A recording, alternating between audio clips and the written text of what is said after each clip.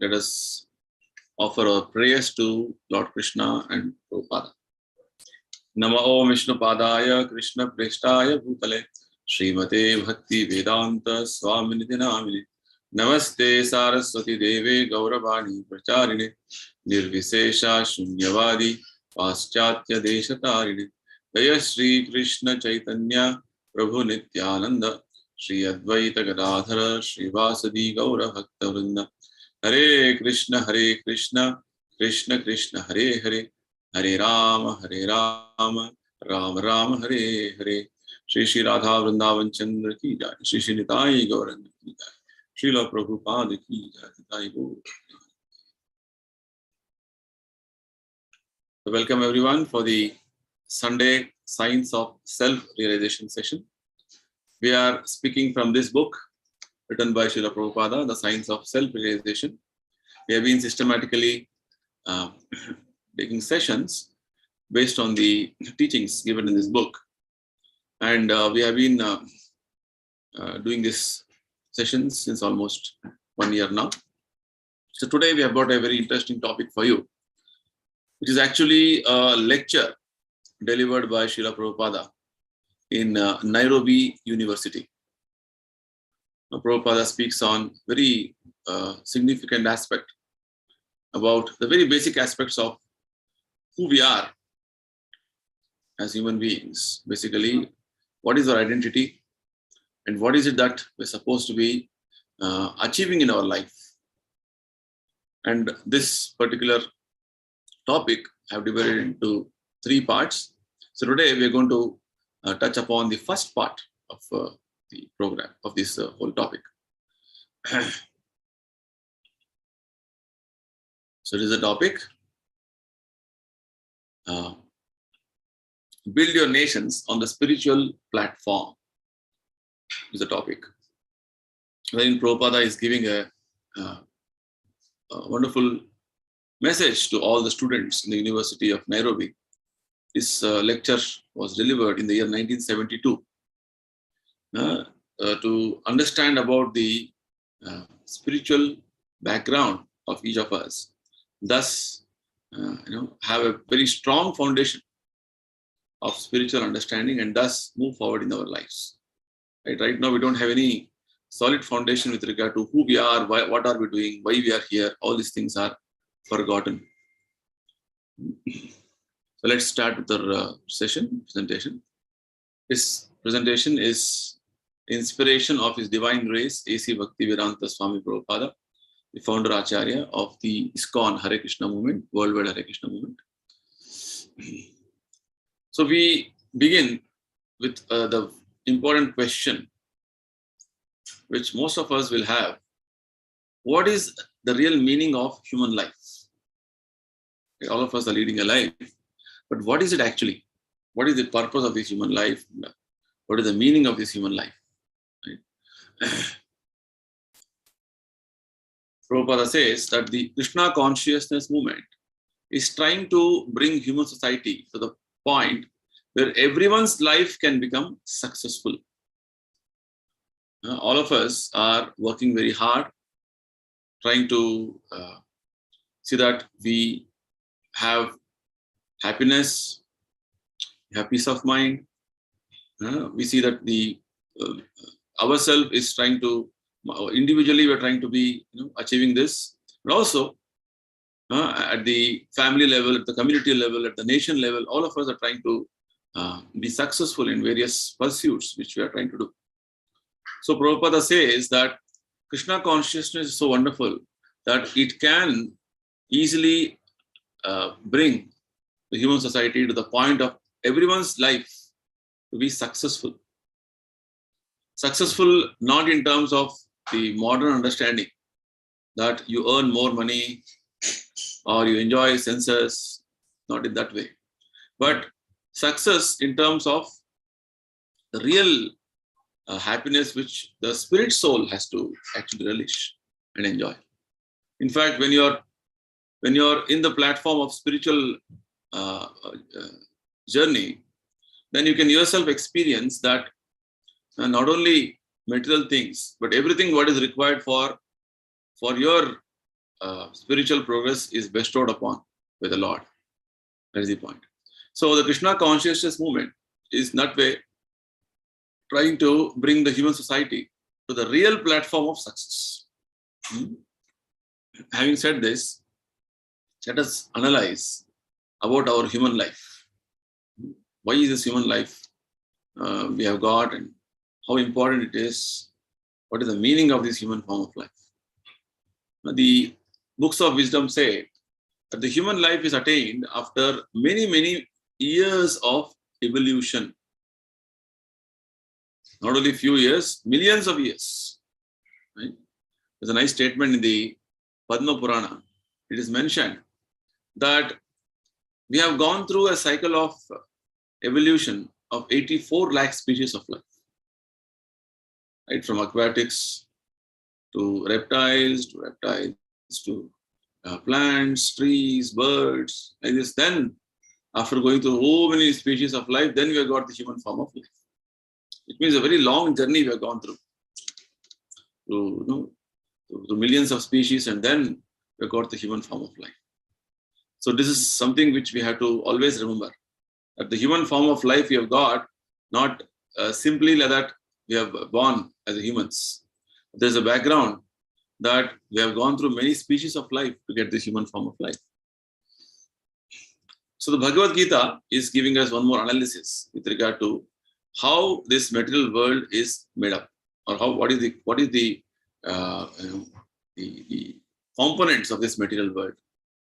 Now the material world is composed of Panchabhuta, or the 5 gross elements known as earth, water, fire, air, ether, and Sukshma Bhuta. 3 are there. They are called mind, intelligence, and ego. And behind these material elements, behind this curtain, is a spirit soul, which is covered by these 8 elements. In fact, our body is a combination, or rather, the body is actually a covering of these 8 elements, and the spirit soul is embodied, or it is entangled in this 8 elements. That is how this body, our existence is this. Our actual existence is explained in this way in the Bhagavad Gita. Okay? So, having said this, further, to understand that the human beings are not the only living entities to have a spirit soul. Okay? Sometimes there's a misconception that only humans have spirit souls, whereas other entities like animals, birds, trees, they don't have spirit soul. It's a wrong understanding. Now, in fact, every living entity, anybody having a body, starting from an ant to elephant, or even the microbe, every living entity has a body. And every body, within every body, there is spirit soul. The statement which Lord Krishna makes in Bhagavad Gita, that Dehe Sarvasya Bharata. So Lord Krishna says that the soul within the body, any body, the spirit soul is existing. In all bodies, spirit soul is existing. In fact, Krishna claims that all the living entities are being born in this material world, and he is the seed-giving father. Aham bija pradapita, Krishna says. So like this, we have got very much valid information with regard to the existence of the living entities, and within the living entities, the existence of spirit soul. All of us are actually spirit souls. Any living entity means he is a combination of spirit soul and material body. It's called Jivatma. So human beings are not the only living entities to have a spirit soul. We have information in the Vedic scriptures that all living entities like animals, birds, reptiles, insects, trees, plants, aquatics, and so on, all of them are actually spirit souls. They are covered by different dresses. Right? Just like I'm wearing one type of a shirt now. All of you are wearing different types of dresses today. Right? Some of maybe you are dressed in white cloth, some are in green, some are in red, etc. So basically, the spirit soul is covered by different dresses. This you have to understand, and this aspect has been explained in Bhagavad Gita in various ways. And when you come to the point of spiritual understanding, the spiritual perspective, we are not so much concerned about the dress. We are concerned more with the person within the dress, that is the spirit soul. This is what Krishna explains in Bhagavad Gita, that we are supposed to see a living entity or see a person beyond the dress. Right? Because this dress or the body is constantly changing. It's constantly going through many mutations. The body I'm having, say after 5 years, I'll not have the same body, I'll have a different body. The body would have transformed. I've grown old, I'll be going older 5 years more. So likewise, our body is going through changes. The scriptures say our body is going through 6 types of changes. Shad Vikara. It is born, then it grows, it produces byproducts, right?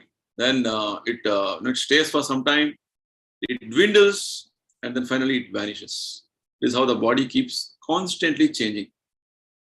And Krishna explains in Bhagavad Gita that anything concerning this matter, it keeps changing constantly. That is the nature of this material matter or material body. So this being the case, we have to understand that as spiritualists, we have to see what is permanent, what is eternal. And very clearly we get information in Bhagavad Gita that spirit soul is eternal. Nitya, Shashvata, Sanatana is spirit soul. So we are not concerned with the dress, but we are concerned with the spirit soul. The whole subject matter of Bhagavad Gita is based on this aspect. Thus, in the Bhagavad Gita, 5th chapter, 18th verse, it is said, Vidya Vinaya Sampanne Brahmane Gavihastini Shuni Chaiva Shvapakecha Pandita Samadarshinaha. It said, the humble sage, by virtue of true knowledge, sees with equal vision a learned and gentle Brahmana, a cow, an elephant, a dog, and a dog eater. Basically, here you can see how Lord Krishna is telling that all these entities, a Brahmana, a cow, an elephant, a dog eater, physically speaking, they're all different, looks like there are different persons, different personalities. Yes, there are different personalities externally, but internally, they're all spirit souls who have taken different dresses. Right? That's why Krishna says, Samadarshana means a person with an equal vision, a proper vision. A learned person will have this proper vision. You'll not see so many differences just based on the body. You'll rather see the body they have got because of their previous activities, the dress they have got because of their previous karma, whereas the spirit soul within the body is the same. Right? This is called Samadarshana. So here, based on the Gita's verse, what we just now quoted, the sage does not make any distinction on the basis of color, intelligence, or species. He sees every living entity as a small particle of spirit soul. So when we come to the point of understanding what is the meaning of human life, the first and basic point which you have to understand is human life is not simply having a distinction and discrimination that, oh, these are the people of these different nations, nationalities, or they have this type of intelligence, they are poor, they are rich. It's like nowadays so many distinctions are being made, developed nations, undeveloped nations, like this, based on so many factors. So these factors are only external. Whereas the human life as such, you have to understand, every human being is mainly a spirit soul who is having a body right now, who is embodied based on his different previous activities. This is the actual vision we are supposed to have, right? So this is the meaning of human life. That human life is not simply external body, male, female, born in this nation, or I'm very intelligent, I'm very dull. Not like this. We have to see that every living entity is a spirit soul. Now, every living entity is a small particle of spirit soul. So having said that the human life is basically not simply having discriminations and a lot of so many things what is happening in the society now. It's all because of making discrimination between different humans.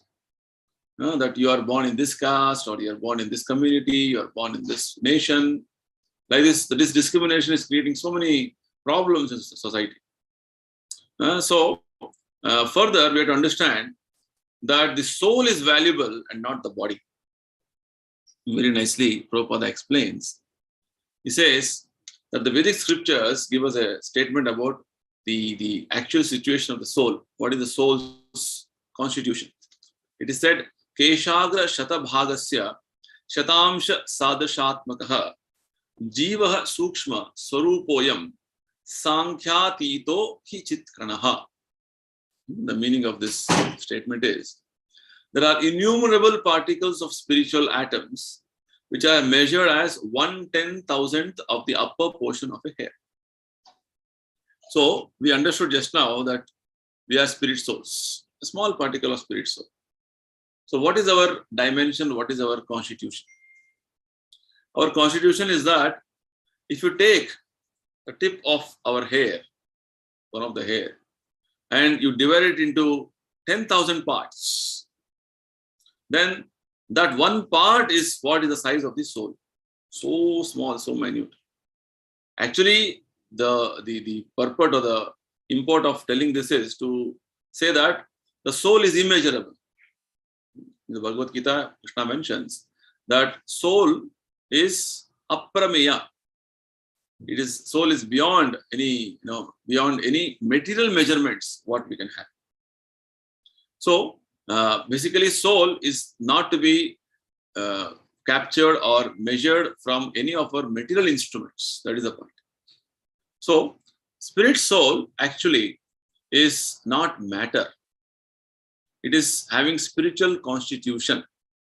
So this statement from the Vedic scriptures is giving us a perspective that the spiritual atom are innumerable, and we are one of those spiritual atoms who is very, very minute in size. So this brings us to the point of understanding that this small, minute spirit soul, it is in the body of an ant, it is in the body of an elephant. Same spirit soul, minute spirit soul. And how, depending on whatever body the spirit soul is existing, it is acting so wonderfully. That is the point. So, right now, we have no instrument to measure the dimensions of the spirit soul, even though it is a known fact. Everybody is aware that we are spirit souls, right? So the small particle of spirit soul is actually measured the way we have just now discussed. But our material instruments cannot identify the soul, even though it is right there. Right? It said in the Bhagavad Gita that the spirit soul is in the heart region. So the spirit soul in that way is so small that it is smaller than an atom. What we can conceive, the modern times, the modern science, whatever, saying atom is the smallest individual unit, a basic constituent of of all the matter what we see.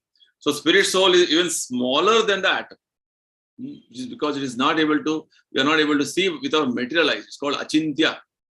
Achintya means inconceivable.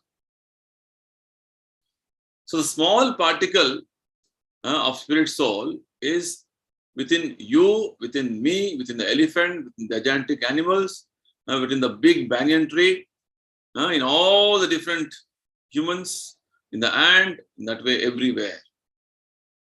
Right? So same spirit soul is taken up different bodies individually, which means each of us are individual spirit souls. This aspect Krishna also explains in the very beginning of Gita.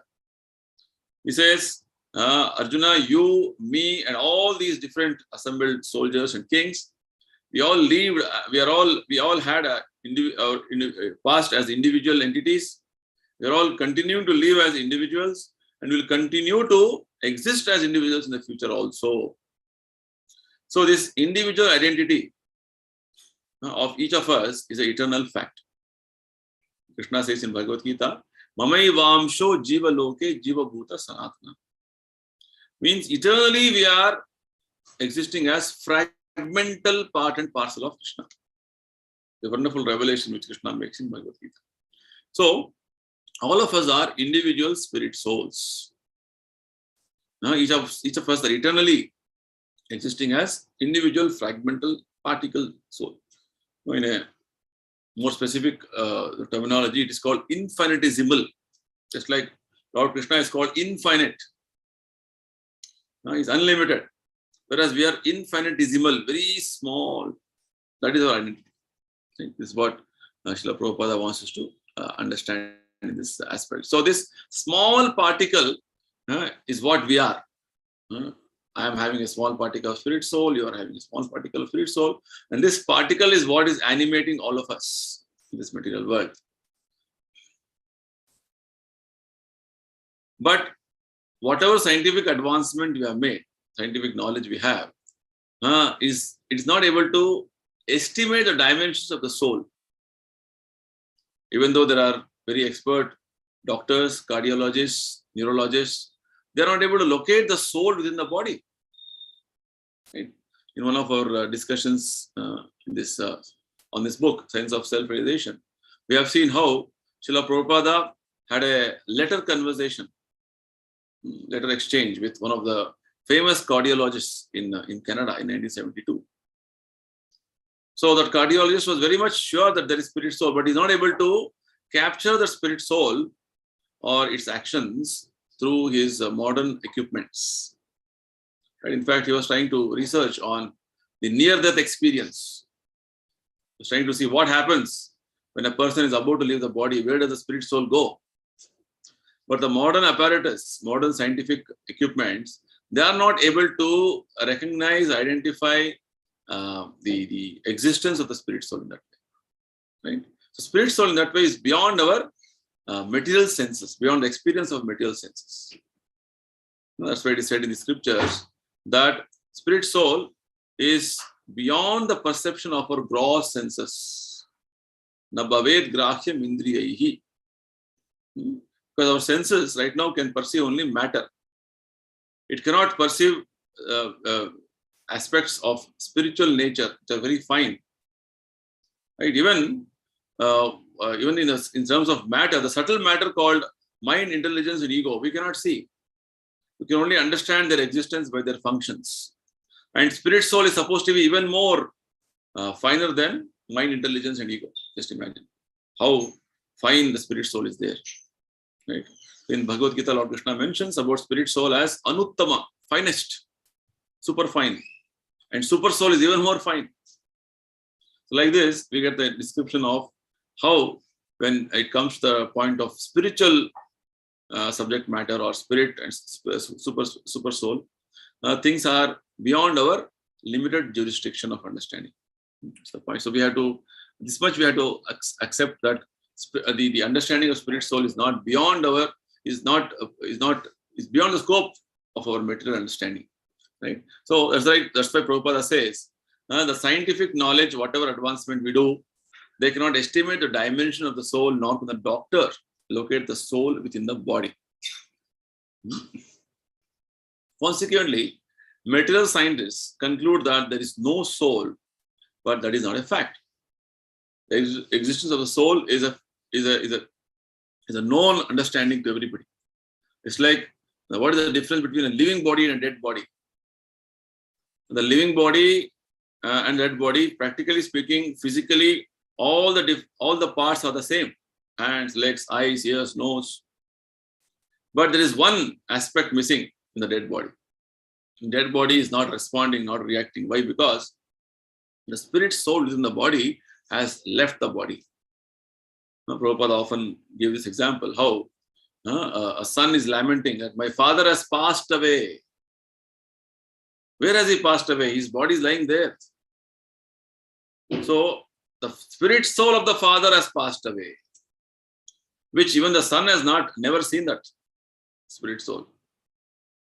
Right? So all of us acknowledge, understand, and fully are aware that we are spirit soul, but we're not able to get the proper perspective of the spirit soul's way of working. So Bhagavad Gita from the very beginning is giving this perspective to us. Right? So the point we're discussing here is the spirit soul is more valuable than the body. So scientists conclude that there is no soul because they're not able to perceive with their instruments. The presence of the soul makes the difference between a living body and a dead body, just now we discussed. As soon as the soul departs from the body dies. It has no value. Right? The dead body is immediately cremated, or it is, all the final rituals are done. However great a scientist or a philosopher one may be, he must admit that as soon as the soul departs from the body dies. All of us have a practical experience of this. So, the dead body has no value. It has to be immediately disposed of, thrown away. Otherwise, it starts decomposing. In that sense, we come to the point of conclusion that the spirit soul is more valuable than the material body. Right? So, because spirit soul was present in the body, the body was given respect, it was honored, it was working. Everything stops when the spirit soul is not there. The body is immediately disposed of, or immediately the rituals are finished, completed. They don't keep the body for a long time. Right? That is what it is. So we understood so far that the human life means not simply the body and not having some distinctions or discriminations that I am rich, I am poor, I am beautiful, I am ugly, or I am of this very big nation, developed nation, you are from very poor nation. No. Human life, and the meaning of human life is that actually we are all spirit souls. And the spirit soul is part and parcel of Krishna. This requires some very fine thinking and understanding. Unless you start deliberating on this point, this cannot be appreciated. That's the point. Right? So now, having said that much, we also understood that the spirit soul is more valuable than the body. That body, nobody cares. Now we'll come to the next point of discussion, wherein we understand the civilized life of a human being represents the culmination of evolution. We just now discussed some time back how the human form of life, we have got this human form of life after going through evolution of so many millions of species of life, 84 lakh species of life, right? So after that, we have got this human form of life. So it's called Durlabham Manusham Janma. Very rarely we get this human form of life. Further, in the Bhagavad Gita, the process of transmigration of the soul, which means how the body changes, how we get different types of dresses, is nicely explained. It is said, Vasamsi jirnani yatha vihaya, navani grahanati naroparani, tatha sharirani vihaya jirnani, anyani samyati navani dehi. Very nice explanation Krishna gives with an example, when he says, as a person puts on new garments, giving up old ones, similarly, the soul accepts new material bodies, giving up the old and useless ones. It's like we just now discussed, that our bodies are like dresses. Now, in the human form, whatever type of body we have, they're like dresses. So today I'm wearing a yellow shirt, tomorrow I wear some white shirt, green shirt, like that. So every life we keep changing bodies as spirit souls. So Lord Krishna is telling, as a person puts on new garments, giving up old ones, similarly the spirit soul transmigrates from one body to another. It's a very basic concept which Bhagavad Gita is explaining to us. So the change of the body happens when this body becomes useless, old, and there's a need for a new body. It's like when the shirt you're wearing becomes old and torn, worn out. You change the shirt. Accordingly, the body also, we get different body based on our different karma activities, what we have done in our previous lives. So this is a wonderful principle Krishna is mentioning. And further, nicely Prabhupada explains that when a suit becomes old, we give it up and accept another suit. Similarly, the soul is also changing dresses according to desire. So the principle on which different bodies are being awarded to the living entity, the spirit soul, the principle is based on your desire. This point is explained in the Bhagavad Gita. The type of mentality, the type of mindset you have at the time of death, that determines what type of body you are going to get next. So it is very important what type of mentality you have developed at the time of death. Means what type of aspirations, what type of desires you are having at the time of death. That determines what type of body you are going to get next. It's a very important principle. So whatever you are prominently aspiring for, desiring for, that will be there in your consciousness at the time of death. So the type of body you're going to get, definitely, Krishna says.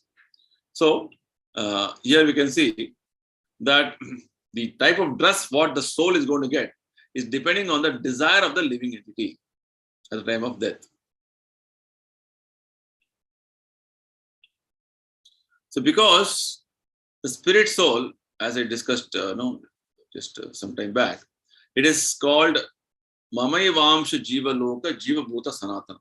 Spirit soul is part and parcel of God. It has godly qualities. Just like my hand or my fingers is part of the body. It has the constituents. The body has some particular constituents. The same constituents even my finger or my hand is having. Likewise, the spirit soul being part and parcel of God, and God is having all spiritual qualities. So even we as spirit souls, we have spiritual qualities. It's a very wonderful concept. We have godly qualities. So about God, it is mentioned in the Bhagavad Gita. God himself is declaring that he is the supreme will, the supreme power, the supreme independent one. And we, being the part and parcel of Krishna, have all these qualities in minute quantity. Because we are infinitesimal, very small, anu.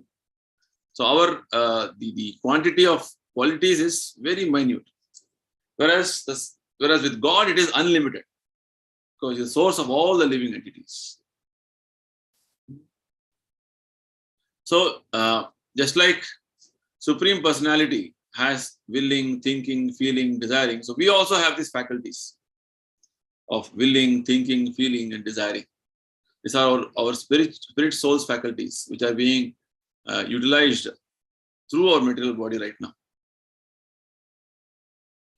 So in the Vedas, there's a nice statement when it is said that the one supreme personality of Godhead is called Chetana. Nityo Nityanam Chetanas Chetanana. Right? So he is actually maintaining all the different necessities of all living entities and supplying all the necessities of the living entities. That is what is happening. So one supreme personality is actually maintaining and providing and caring for all the living entities in this universe. That one supreme personality is called Lord Krishna, Govinda. So, whereas in our case, we are all being maintained and our numbers are innumerable. There's no limit to our number. This we already discussed in our just now. Previously we had one sloka on the spirit soul. However, we have to understand the aspect of God's existence, that he is that one person, one supreme personality. He is also living as we are, but we are minute particles of that living force.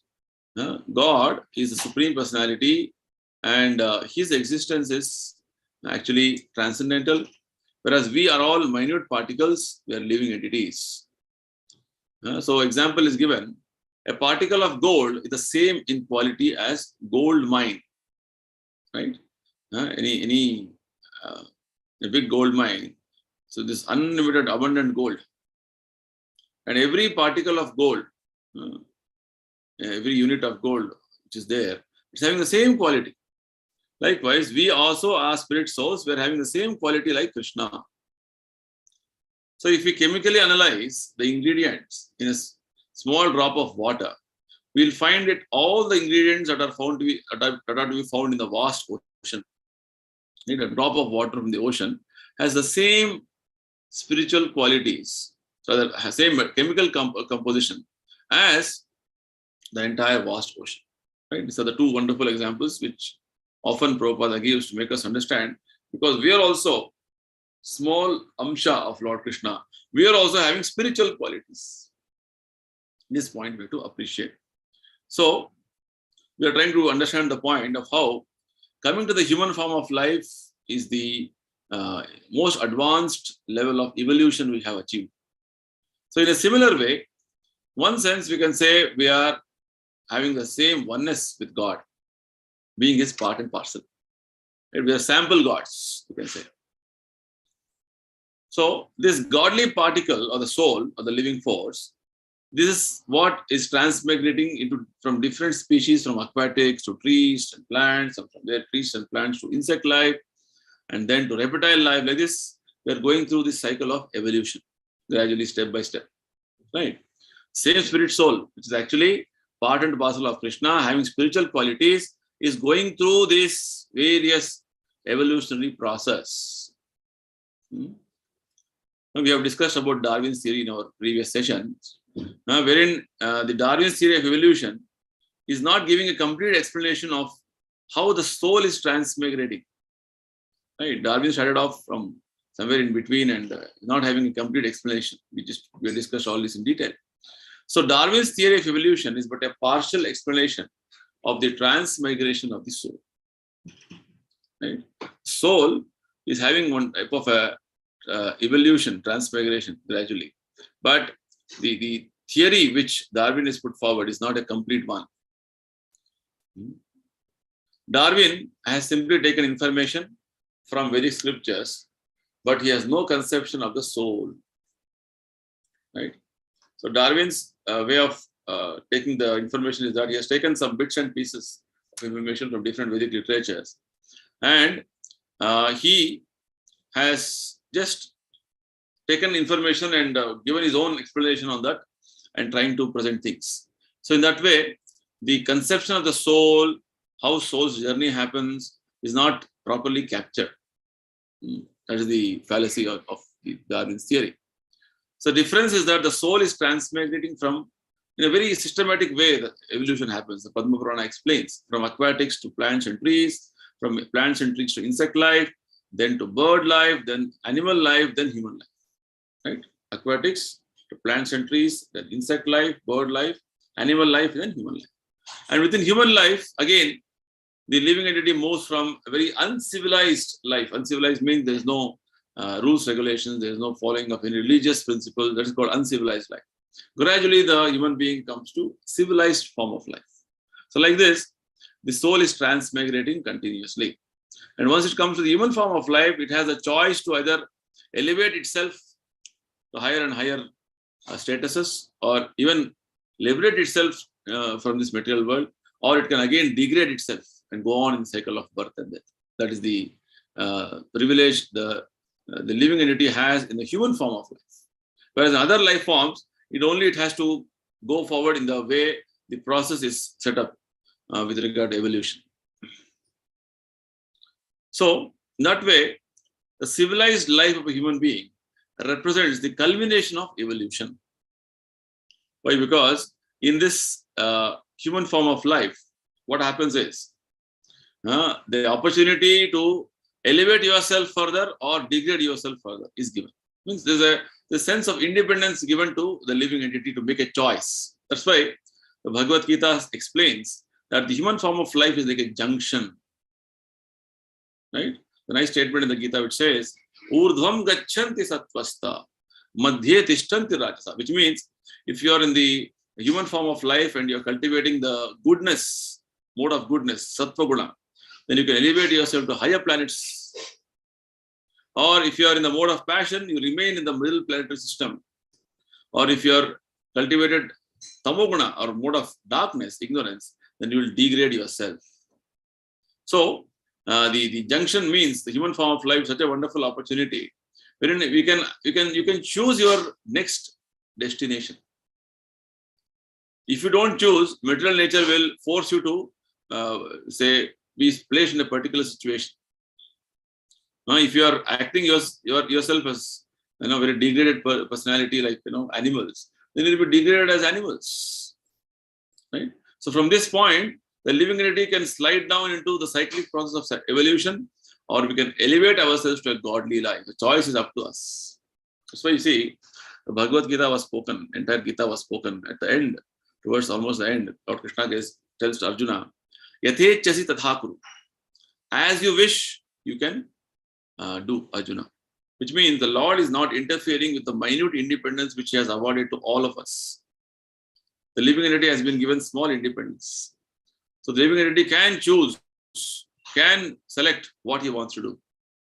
So if we want, you can elevate ourselves to godly life, which means a divine life you can get, which is actually our situation. You can go back to spiritual world. That's the whole purpose of Bhagavad Gita's teachings. How you can elevate yourself and return back to spiritual world. Or if you want to continue in the material world, you can continue as in different life forms, 84 lakh species. Go on, cycle of birth and death. That is what is a choice given to the living entity. So this is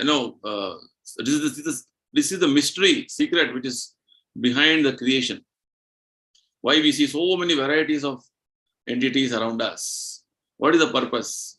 All of them are going through a journey in the cycle of evolution and trying to fulfill their terms of imprisonment actually in that particular form of a life. And gradually they'll be moving forward. Just like in a school or a college, you see there are many students of different classes. So grade 1, grade 2, grade 3, or class 8, class like that. So all students are there. Everybody are called students. Everybody is going through gradual progress in their journey of schooling.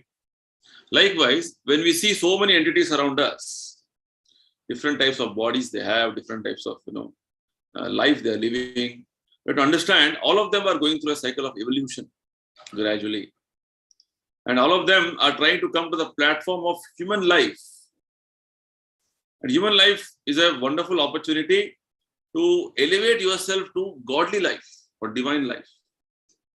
If you don't use this opportunity, you are missing this opportunity, then you will again degrade yourself to one more life form, any of the lower life forms, like a bird or a beast or a tree or a plant. Again, go through gradually, step by step by step by step.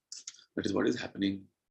Just see, such a wonderful understanding is given in the Bhagavad Gita about what is happening with us as spirit soul, who is capable of actually having a godly life, divine life, but right now entangled in different bodies, different dresses, 84 lakh different types of dresses. This is our situation right now.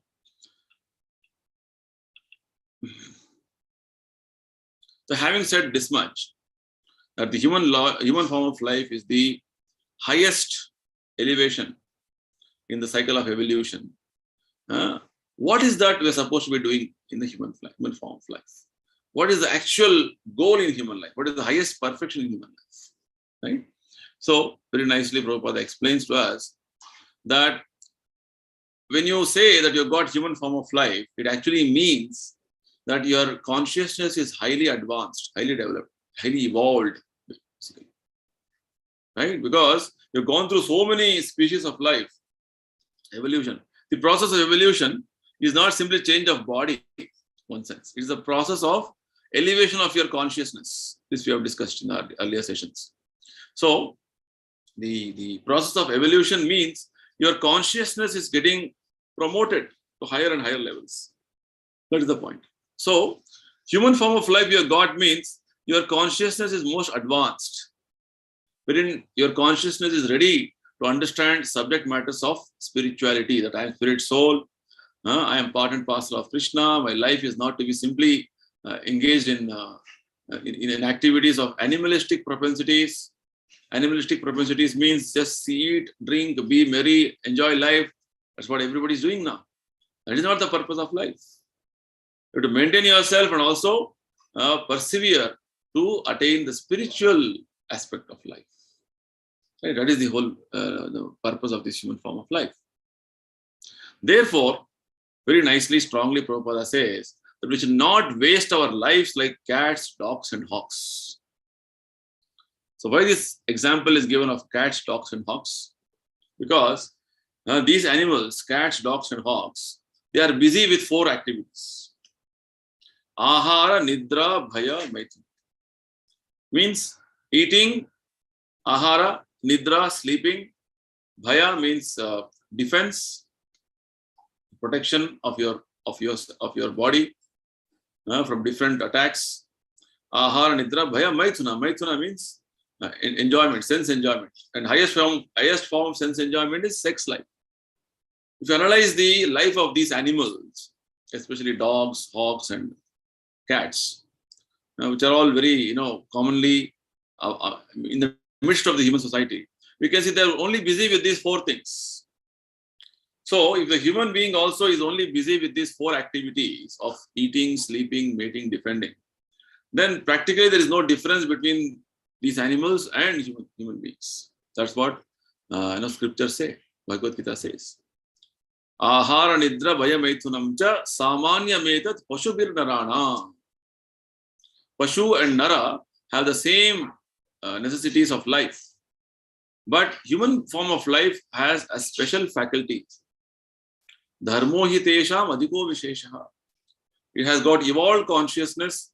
Intelligence is highly developed. It can understand subject matters of spiritual knowledge. So the human being is not using his intelligence to understand these subject matters, then he is no better than animals. That is the conclusion which Bhagavad Gita Bhagavatam gives us. So this aspect of what is the highest perfection of human life, or what is the goal of human life, we are analyzing. The consciousness development has happened to the highest level in the human form of life, but we are misusing this advancement and development what we have, like cats, dogs, and hawks, which means we are not properly utilizing the faculties given to us from material nature. So we can safely come to the conclusion that the body of any living entity, for that matter, in the material world is perishable. It may be animal's body or tree's body or plant's body, whatever it is. But whatever it is, the human form of life, you can attain the perfection in this life. This is what Prahlad Maharaj says, one of the great devotees. He says, Durlabham manusham janma tadapi adhruvam arthadam. He says the human form of life is rarely obtained, and it is rarely obtained, and it is, even though temporary, adhruvam, but it is meaningful, arthadam. We can attain the perfection of life. Just see. All of us have the opportunity to attain perfection of life. If you don't attain perfection, then the purpose of human life is not fulfilled. Again, you will degrade yourself to lower life forms. That is the whole, warning given again and again, and big risk we are taking. We have understood enough times in this session that we are all part and parcel of God, but somehow or other we have fallen into this material existence. The material world, we have got a material body now. Somebody has an animal, tiger, lion, tree, animal, insect, like this. So many bodies we have taken already. And we also see many entities in those bodies actually. So actually we are all part and parcel of God. But somehow we are forgotten the situation and we have fallen into the material existence. So the purpose of, or the highest perfection of human form of life is to evolve or progress in such a way that we can go back home, back to God. Whatever is essential to be achieving this target of going back to spiritual world, that we have to do. That is the highest perfection of life. Not that I become very big man, I earn a lot of wealth, or I earn a lot of property, I become, I enjoy life. But what is the use of doing all those things? Maybe you'll enjoy all the comforts in this life. Next life you'll be born as a dog. What is the point? Right? There's a nice, talk happening between Prabhupada and some of the devotees. He says how Prime Minister of one nation, if he has become a dog next life, see what degradation he has got as it has happened for him. So likewise, you may be well placed, very comfortable in the human form of life, but if you are not working towards achieving the perfection of human life, that is to go back to spiritual world, all the comfort, all the different facilities given in the human form of life is useless. It's like the example that Prabhupada gave in the very beginning of this Science of Self-Realization book. He said how somebody is sitting in a comfortable AC compartment in the train. All the facilities of all the comforts of the AC compartment is being given to him. But if the train does not move towards a destination, it is where it is, then what is the point? What is the use? The human form of life is a wonderful vehicle for us to move forward in our journey of spiritual life and go back to spiritual world. If that is not achieved, just keeping the body very comfortable, beautiful, and very nice, that will not serve the purpose. Right? It may give some mental satisfaction for time being. Just like in the scriptures it is mentioned, there are some communities in India wherein they decorate the body, dead body, so well and take a procession as though the dead body is enjoying everything. The spirit soul has left the body, but simply they want to decorate a dead body and say, see how nicely we have decorated you. But spirit soul is not having any, that body, spirit soul is not there, it's not enjoying anything. But the people around are taking some sort of a satisfaction. That is a foolish way of having satisfaction. That's what scriptures say. So this is a very strong understanding principle which Prabhupada is telling us here. We have to evolve our consciousness in such a way that we go back home, back to Godhead. That is the highest perfection. This is what you're supposed to achieve in our life. So with this, we conclude our session. If anybody is having any questions, you can ask now. And also, I request the people who are online, YouTube, you can also post your questions. We'll try to answer them also. Yes. Now we have one question here. Yes, Sumitaji, you can ask your question. Yeah, Hare Krishna, Prabhuji. Hare Krishna. प्रभु जी, मेरा question है कि जैसे कि अगर आज की date में देखें तो अर्थ पे ही बहुत सारे ये लिविंग क्रिएचर्स हैं और भी यूनिवर्स में और भी जगह पे, जैसे कि आपने बताया था कि 4 लाख तो ह्यूमन के वो स्पीसीज हैं. तो ये जब अगर हम बात करें कि जब सृष्टि की शुरुआत ही नहीं हुई थी, जब 3 डायमेंशंस थे लाइक, तो उस केस में मतलब उस केस में भी हम लोग ये लिविंग क्रिएचर्स जो सोल है उस केस में भी एग्जिस्ट करता होगा. तो क्या उस केस में क्या वो सोए हुए थे कि मतलब रॉ फॉर्म में थे, किस फॉर्म में थे हम? जैसे अगर मैं अपनी बात करूं तो सृष्टि की शुरुआत में भी मैं होंगी, तो उस टाइम पे जब डायमेंशन था और गॉड भी नहीं थे, भगवान जितने भी हैं नहीं थे, तो उस टाइम पे मेरा क्या मतलब मैं क्या रॉ फॉर्म में थी, किस फॉर्म में थी? ये तो पहला क्वेश्चन हुआ. सेकंड क्वेश्चन है कि जैसे कि इसमें भी जो बताया गया है कि ये जो विष्णु भगवान के ये जो कमल ये जो नाभि कमल से ब्रह्मा जी हुए, तो जो ब्रह्मा जी हुए तो मतलब ये जो कहा गया कि ये मतलब जो गॉड है मतलब अजन्मा, या तो ये जो बोला जाता है, तो वो क्या मतलब अजन्मा का मतलब क्या हुआ? वो तो जन्म ही ले रहे हैं ना उनके नाभि कमल से ब्रह्मा जी. तो अजन्मा अप्रकट मतलब ये मेरे को नहीं बात समझ में है, क्योंकि वेद में भी लिखा है कि ब्रह्मा जी उनके नाभि कमल से हो रहे हैं और बहुत से ब्रह्मा, ये जो ब्रह्मा जी हैं, एक ब्रह्मा जी ने बहुत सारे हैं. ये 2 क्वेश्चंस है मेरे. We'll answer your questions. So your first question with regard to how I am existing at the time of annihilation, of Vinash, how again I take up my body at the beginning of creation. So this is answered in Bhagavad Gita, in the 8th chapter.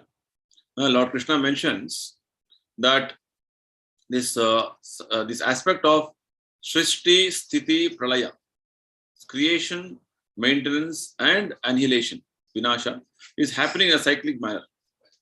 Just like now it is daytime.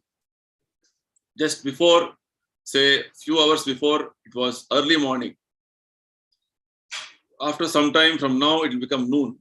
Again, after some time, it will become evening. Then it will become night. And this cycle of early morning, day, noon, evening, night goes on as a cycle every day. Likewise, the aspect of creation, maintenance, and destruction, Srishti, Sthiti, Pralaya, goes on in a cyclic manner. There are many types of vinasha which happens. One type of vinasha happens at the end of every day of Brahma. Brahma's day is very long, not like our day. Now, Brahma's one day, 12 hours, is given, explained in Bhagavad Gita. It is said, Sahasra Yuga Paryantam. 4 yugas of our cycle of Satya, Dwapara, Treta, and Kali Yuga, they together become, such 1,000 cycles become one day of Brahma. For us, even one yuga, Kali Yuga, it's 4,32,000 years, seems to be very long. But for Brahma, the time scale is different. So likewise, his one day, at the end of Brahma's one day, there's one partial annihilation, it is called. So many planetary systems below Brahmaloka, except for a few more lokas below Brahmaloka, everybody is submerged in water, which means annihilation happens. When annihilation happens, vinasha happens, what happens? What happens to all of us? Our body, material body is destroyed, and we, with our subtle body, with all the desires and aspirations, we enter into Garbhodaka ocean. Okay. We enter into the Garbhodaka Shai Vishnu's Nabhi, inside his stomach. And we lay there for the whole night of Brahma, which means our activities are suspended for another 12 hours. And we lie in the abdomen of Garbhodaka Shai Vishnu. Again, when creation happens, next day of Brahma, then all of us are again released. And again, Krishna provides, rather he injects all of us in the material nature. That's what Krishna says in Bhagavad Gita. That as a father, he injects all of us into the womb of the mother. And then we get again bodies. And we begin again with the same, whatever we have left in the previous creation. So like this, it is going on in a cyclic manner. And your activities also is going on with regard to what you have left previously, you'll continue further. And more activities you go on doing in that life, again you create new karma. Like this, life goes on. So that's why life is called as Nitya Baddha Jivana. So there's nowhere, anytime that everything begins fresh. No, that is not the explanation of Bhagavad Gita. Bhagavad Gita says, with the creation, everything what was there in the previous creation, it again begins together. Whereas the scientific explanation and the modern way of thinking is that when the life began, it all began with a single cell amoeba or something like that. No, that is not the explanation. That is all wrong explanation. The Bhagavad Gita explanation is, when creation began, every living entity who was there in the previous, before annihilation, whatever situation he was in, he just begins from that point. So it is like how the example Prabhupada gives is, today in the night you have slept, you have completed some work, say 60% yesterday of some work. Next day when you get up, you begin from 61st%. It's like that. So your activities in the material world will continue because you have so many aspirations, so many desires. All those desires and aspirations are all recorded and it is slowly being fulfilled. That's what Paramatma is doing. He's witnessing your activities, Upadrashta, and he's sanctioning to fulfill the desires and the various aspirations you have in order to fulfill your various aspirations. So that's why it is. Basically, all living entities are placed in a specific situation, specific universe, specific planet, based on their desires, wherever those aspirations can be fulfilled. We should not limit our understanding to only one universe. There are innumerable universes. Just like now it is 10:30 in India. It is 1 hour far. If you go to further, towards east, it will be 11:30. In Indonesia, if you go, it will be 11:30. Or Japan, you go, it will be 1 o'clock afternoon. So somewhere in some universe, some activities are going on at different with different time scale. So wherever appropriate, you are being placed there. That is what Lord is doing through his various arrangements. So it is not, you should not simply think, oh, only this universe I'll be coming and going. No, you may be transferred to any universe, any part of the creation. Innumerable universes are there. And wherever you have left, from whatever point you have left, you will continue. That is the explanation.